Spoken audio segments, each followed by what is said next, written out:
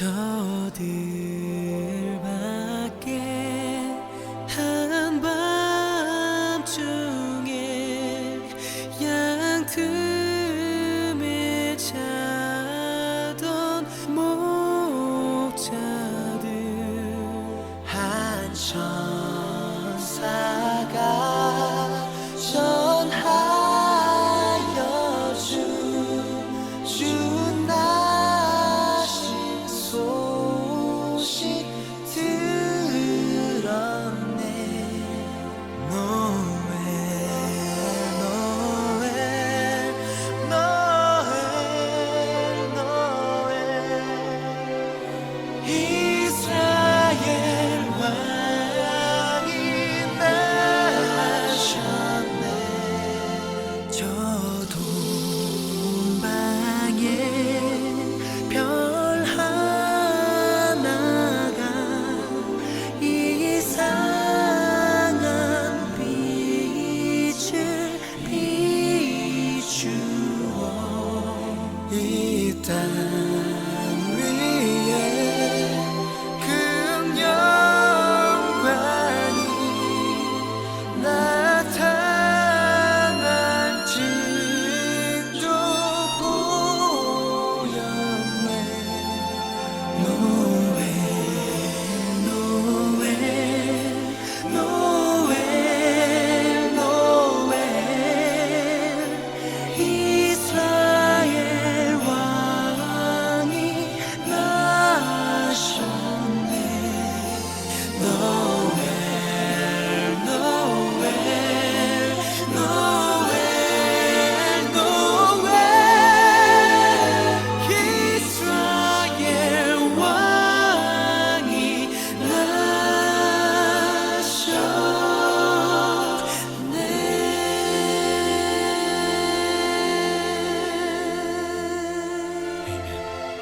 내가 거기서 그 아들을 위하여 아내를 택할지니라 이렇게 되어 있죠. 여기에서 어떤 하나님이 지금 고백되고 있는 거예요? 다시 읽어볼게요. 그가 그 사자를 너보다 앞서 보내실 것이다. 내가 거기서 내 아들을 위하여 아내를 택할 것이다. 이 여호와 이레잖아요. 그죠? 여호와 이레잖아요. 그가 그 사자를 너보다 앞서 기도 제목이 생길 때마다 아브라함은 그걸 생각했던 거예요. 뭘 생각했던 거예요? 하나님이 준비하실 것이다. 앞서 보내실지라. 그러니까 지금 종이 물어보고 있잖아요. 뭐 이거는 어떻게 해야 되냐. 아브라함이 지금 두 가지를 이야기하고 있는데 가나안 여인은 안 되고 내 고향 땅에 있는 여인이어야 되고 이 땅 주면서 우리도 그런 하나님을 신뢰하기를 바라는 그 저자의 의도가 숨어 있지 않나 이런 생각을 하게 되었거든요. 그리고 아까 처음에 시작했던 것처럼 이제 아브라함 하면 믿음의 주사님, 요셉 하면 꿈의 사람이고, 야곱 하면 12지파의 아버지, 이런 특징들이 있는데 이삭 하면 특정 지을 만한 게 없어 보이기도 하거든요. 근데 왜 이삭이 아브라함의 하나님, 이삭의 하나님, 야곱의 하나님 할 만큼 중요할까? 그것은 그 5번에 나와 있는 내용들 때문인 거죠.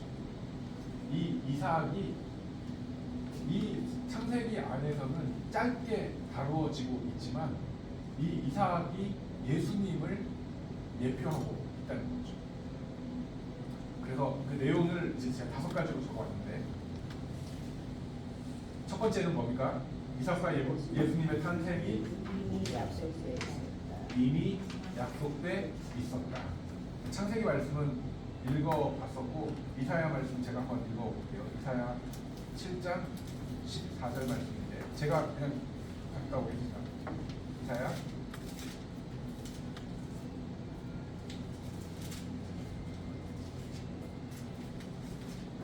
7장 14절. 그러므로 주께서 친히 징조를 너희에게 주실 것이라. 보라, 처녀가 잉태하여 아들을 낳을 것이요 그의 이름을 임마누엘라 하리라.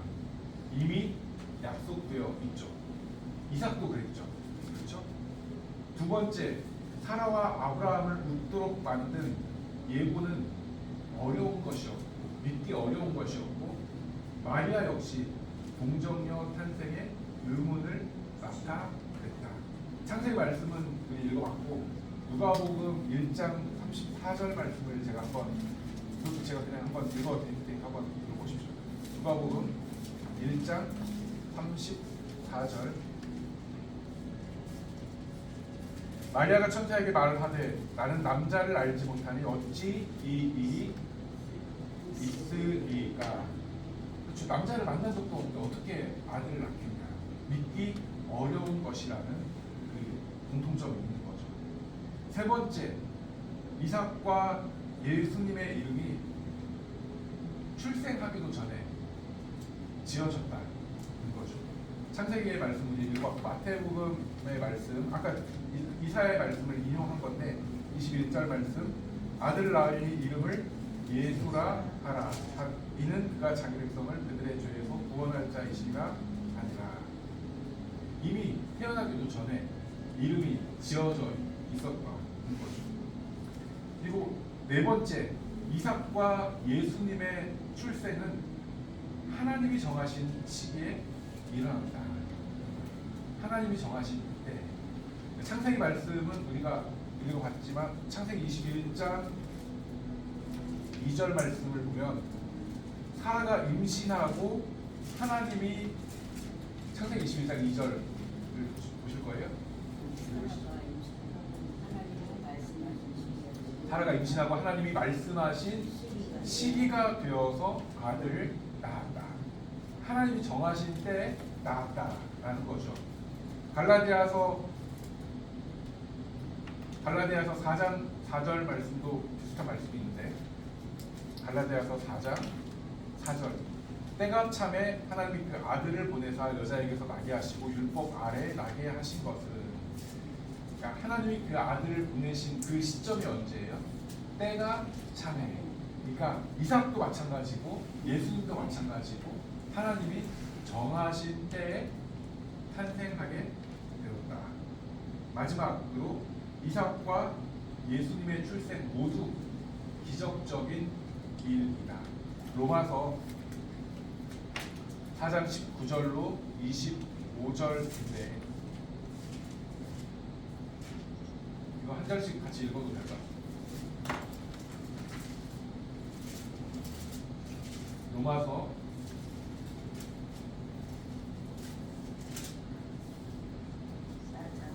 4장 19절. 네, 교독하시죠. 제가 먼저 읽겠습니다. 그가 백세나 되어 자기 몸이 죽은 것 같고 사라의 태가 죽은 것 같음을 알고도 믿음이 약하여지지 아니하고 믿음이 없어 하나님의 약속을 의심하지 않고 믿음으로 견고하여져서 하나님께 영광을 돌리며 약속하신 그것을 또한 능히 이루실 줄을 확신하였으니 그에게 의로 여겨졌다 기록된 것은 아브라함만 위한 것이 아니요 의로 여기심을 받을 우리로 위함이니 곧 예수 우리 주를 죽은 자 가운데서 살리신 이를 믿는 자이잖아. 25절요. 예수는 우리가 범죄한 것 때문에 또한 우리를 의롭다시 위하여 살아나셨느니라. 그러니까 그 사도 바울이 이제 로마서에 이제 아브라함과 그리고 아브라함을 믿는 그 아브라함이 믿었던 그 믿음, 그리고 우리가 예수 그리스도를 믿어야 한 그 믿음을 비교하면서 지금 같이 쓴 거거든요. 로마서는 되게 재밌어요. 이것도 정한 재미인지 모르겠지만 로마서는 특징이 있잖아요. 고린도 교회는 누가 세웠습니까? 바울이 세웠죠. 그렇죠? 그러니까 신약 성경에 그러니까 사도 바울이 서신을 쓸 때 모든 서신서는 바울이 세운 교회예요. 로마서는 아니에요. 그렇죠? 로마서는 바울이 세운 교회가 아니고 이미 이방 그리스도인들이라고 여겨지는 그 사람들에 의해서 세워진 교회이고, 그리고 로마에 이제 바울이 가기를 원했거든요. 그러니까 본인에 대해서 설명을 해야 돼요. 먼저는 내가 이러한 사도다라는 것을 입증해야 되고, 로마 교회에 그래서 내가 사도로서 가지고 있는, 믿고 있는, 그리고 선포하고 있는 복음이 무엇인가에 대해서 설명을 해야 했어요. 그러니까 로마서가 그 예수님에 대한 행적이 나타나는 것도 아니고, 복음서가 오히려 예수님에 대한 행적인데, 로마서가 복음서의 해설서처럼 굉장히 중요한 역할을 하고, 또 많은 사람들이 이 로마서를 통해서 변화를 받고 결단을 하게 된 것은 이 로마 교회 안에 바울이 가지고 있던 그 믿음의 어떤 신앙의 복음의 정수를 이 안에 담고 있기 때문에 그렇거든요. 근데 이제 4장에서는 그 믿음에 대한 이야기를 하면서 아브라함의 이야기를 꺼내 오는 거죠. 그렇습니다. 그래가지고 그 로마서의 이야기에 나와 있지만 이삭도 그렇고 예수님의 출생도 그렇고 다 기적적인 일이고, 기적적인 일이라는 이야기 속에 숨어있는 이야기는 무엇이냐면 우리에게 이것을 바라보는 믿음의 눈이 필요하다는 거죠. 믿음의 눈. 그래서 아까 로마서 4장 거기를 보면, 다시 보면 이 표현이 굉장히 중요해요. 19절에 그가 백세나 되어 자기 몸이 죽은 것 같고 살아있다가 죽은 것 같음을 알고도 믿음이 약하여지지 아니했다. 이미 세상적인 눈으로, 아니 이성적인 눈으로 보면 어떻게 된 거예요? 내 몸도 죽고 아내 몸도 죽었어요. 신체적 기능상 죽었다는 거예요. 그러면 믿음이 약해져야죠. 그러나 믿음이 약하여지지 아니하였다. 더 나아가서 20절, 믿음이 없어서 하나님의 약속을 의심할 일이 없었다. 오히려 믿음이 견고해져서 하나님께 영광을 돌렸다. 그리고 그것을 능히 이루실 것을 확신하였다. 이게 아브라함의 의다. 바울이 이해하고 있는 아브라함의 의. 아까 15장 6절에서의 그 의가 이거예요. 불가능한 건데 하나님이 하신다고 하니 그것을 이 단계가 있잖아요. 여기에 19절에서 믿음이 약하여지지 않았고 20절에서 의심하지 않았고 오히려 견고하여졌고 그것이 나아가서 하나님께 영광이 되었고 능히 이루실 것을 확신하였다. 완벽한 신뢰가 있었다. 그것이 하나님이 아브라함을 의로 여기신 이유이다 라고 바울이 설명하는 거죠. 마찬가지라는 거예요. 예수님이 이 땅에 오신 것도 마찬가지라는 거예요. 24절, 예수 우리 주를 죽은 자 가운데 살리신 이를 믿는 것이다. 예수는 어떤 분이시냐?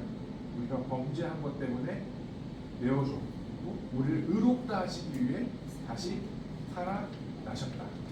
우리에게도 아브라함이 아까 믿었던 그 믿음의 단계들 있죠?